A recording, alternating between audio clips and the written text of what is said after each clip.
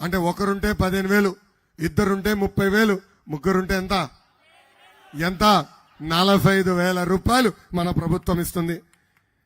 ఇంకా మూడో హామీ, రైతులకి అండగా నిలబడడానికి ప్రతి సంవత్సరం 20,000 రూపాయలు ఆర్థిక సహాయం చేస్తాం. ఇంకా ప్రతి ఇంటికి ప్రతి ఏడా ఉచితంగా 3 గ్యాస్ సిలిండర్లు మన ప్రభుత్వం ఉచితంగా ఇవ్వబోతుంది. ఇంకా 18 నుంచి 59 సంవత్సరాల వయసు కలిగిన మహిళలకి ప్రతి నెల 1,500 రూపాయలు మన ప్రభుత్వం ఇస్తుంది. అంటే సంవత్సరానికి 18,000, 5 సంవత్సరాల్లో 90,000 రూపాయలు మన ప్రభుత్వం ఇవ్వబోతుంది. ఇంకా ఆరో హామీ ఏంటదా? మహిళలు ఆర్టీసీ బస్సులో ఉచితంగా ప్రయాణించే హక్కు కూడా మన ప్రభుత్వం, తెలుగుదేశం జనసేన ప్రభుత్వం కల్పించబోతుంది. అసలు ఉత్తరాంధ్రకి పట్టిన దరిద్రం జగన్ తల్లి 3 రాజధానుల పేరుతో 3 ముక్కలు ఆటలాడుతున్నాడు.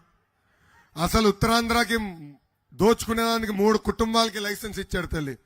ఒకటి క్యాన్సర్ గడ్డలాగా తినేస్తున్న బొత్స కుటుంబం, రెండోది విజయసాయిరెడ్డి కుటుంబం, మూడోది వైవి సుబ్బారెడ్డి కుటుంబం. విశాఖ ఉక్కు ఆంధ్రుల హక్కు. ఆనాడు పెద్దవాళ్ళు పోరాడి విశాఖ ఉక్కుని సాధించుకున్నారు. ఇప్పుడు ఈ ప్రభుత్వ అధికారంలోకి వచ్చిన తర్వాత ప్రైవేట్ సంస్థలతో లాలుచిపడి ఆ విశాఖ ఉక్కుని ప్రైవేటీకరణ చేయడానికి ప్రయత్నిస్తున్నారు. దానికి అడ్డంగా నిలబడింది తెలుగుదేశం పార్టీ. విశాఖ ప్రజలకు నేను హామీ ఇస్తున్నా, అవసరమైతే ఆంధ్ర రాష్ట్ర ప్రభుత్వమే ఆ ఉక్కు ఫ్యాక్టరీ కొనుగోలు చేసి కాపాడే బాధ్యత మేము తీసుకుంటాం. ఇంకా విశాఖపట్నం జిల్లాకి జగన్ అనేక హామీలు ఇచ్చారు. దాంట్లో కొన్ని మీకు గుర్తు చేస్తున్నా. మొదటిది విశాఖ రైల్వే జోన్ పూర్తి చేస్తా అన్నాడు, చేయలేదు.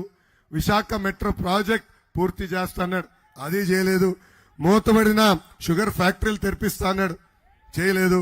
8 లక్షల ఎకరాలకి సాగునీరు అందిస్తా అన్నాడు, చేయలేదు.